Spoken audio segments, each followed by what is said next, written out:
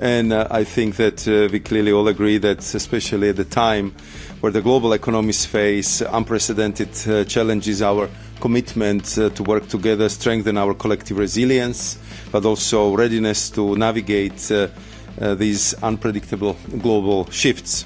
The outcome of our work on trade, investment and resilient value chains is a clear example of our shared commitment to advance on resilience value chains, on market access, on multilateral trade efforts, but also on decarbonization. India-EU FTA. At first glance, it looks like another trade deal. But what unfolded in Brussels suggests something much bigger. After a series of high-level meetings in the Belgian capital, an important question is beginning to emerge. Is the India-European Union Free Trade Agreement becoming just as important, if not more, for Europe? Because India's engagement in Brussels wasn't just about trade.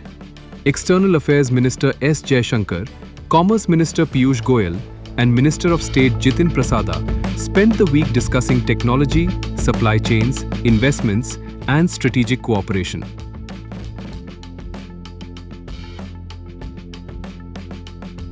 The India-EU Free Trade Agreement was signed earlier this year, yet Brussels continues to witness intensive engagement through the India-EU Trade and Technology Council and the inaugural India-Belgium Strategic Dialogue. The focus has shifted well beyond tariffs. Semiconductors, artificial intelligence, clean energy, ports, mobility, critical technologies, and resilient supply chains. Jaishankar's message was clear. The India-EU partnership is expanding across trade, technology, security, research, mobility, and innovation. International economy, which is the larger context in which we are meeting, today faces a number of critical and interlinked challenges. There are concerns about over-dependence on limited sources of production, as well as volatility of market access. These solutions lie in de-risking through more diversified production and ensuring predictable markets.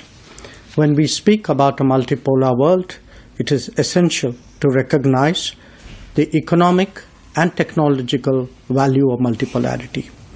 Strengthening resilience of supply chains is today clearly a global priority. Then there is the question of establishing trusted partnerships. We are witnessing multiple distortions that reflect non-market practices, subsidies, and gaming the global trading system. As open societies and as market economies, India and the EU have a natural affinity. The rule of law and the sanctity of contracts are central to our thinking. When it comes to sensitive technologies, this is all the more important.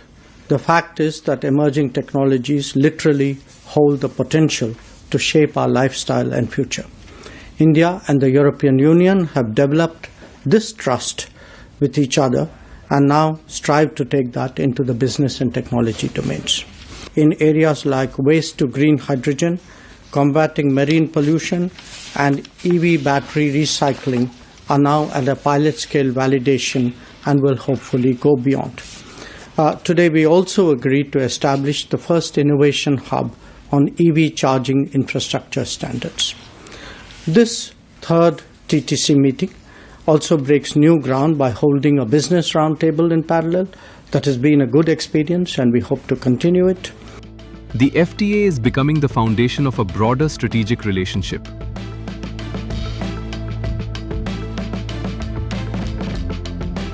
Europe today faces a changing economic and geopolitical landscape. The Ukraine war, energy uncertainty, supply chain disruptions, and the need to reduce overdependence on single manufacturing hubs have reshaped Europe's priorities. The emphasis now is on trusted trade, trusted technology, and diversified supply chains. India is increasingly central to that strategy.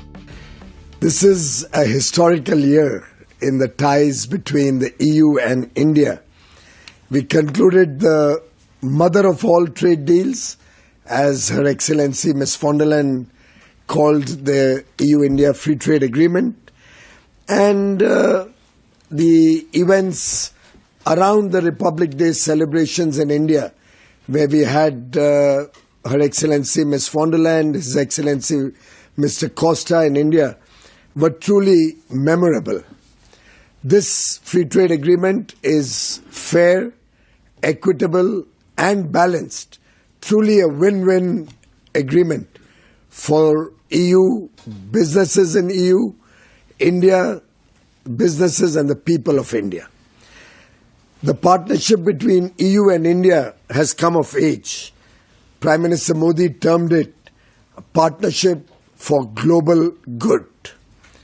Today's discussions reaffirmed our shared vision for an innovation-driven, trusted and future-ready growth partnership.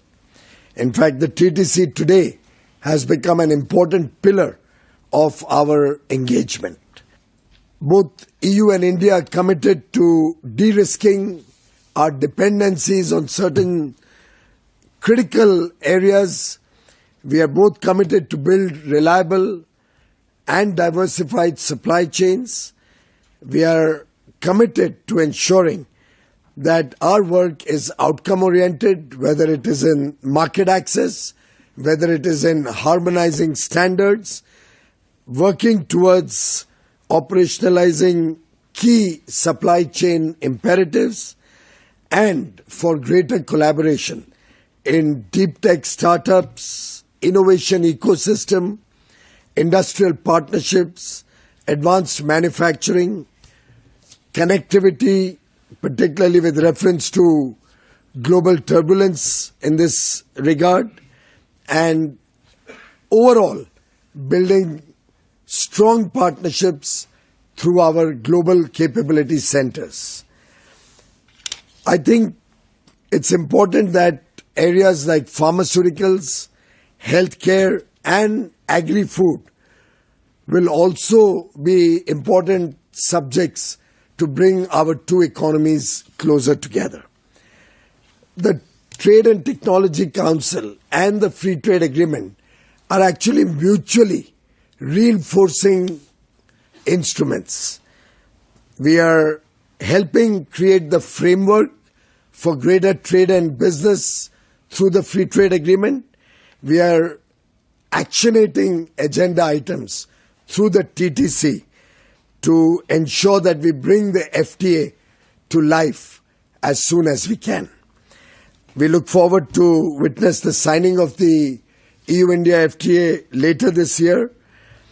One phrase stood out repeatedly: de-risking. Not decoupling, but building reliable alternatives. India and Europe are now working toward trusted manufacturing, resilient supply chains, and stronger investment flows.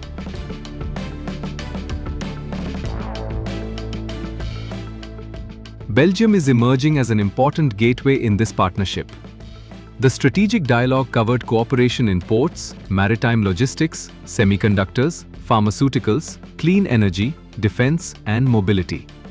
Jaishankar also highlighted growing interest among Belgian companies to invest in India. Today, both sides have agreed on a forward-looking action plan for the year 26-27, which will guide our cooperation across strategic and emerging technologies.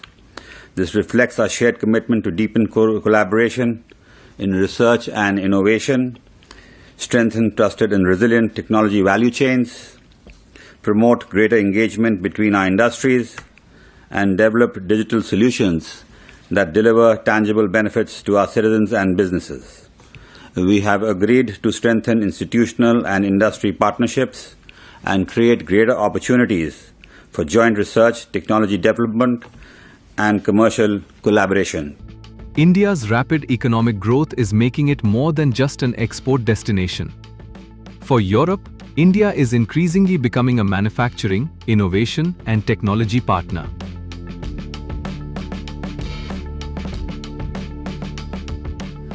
Perhaps the biggest takeaway from Brussels is that the next phase of India-Europe ties will be driven by technology. Artificial intelligence, semiconductors, high-performance computing, digital public infrastructure, research, and green technologies. India has already approved Semicon 2.0. Europe is looking for resilient semiconductor supply chains. Both sides are also pushing trusted and responsible AI, signaling a convergence of long-term priorities.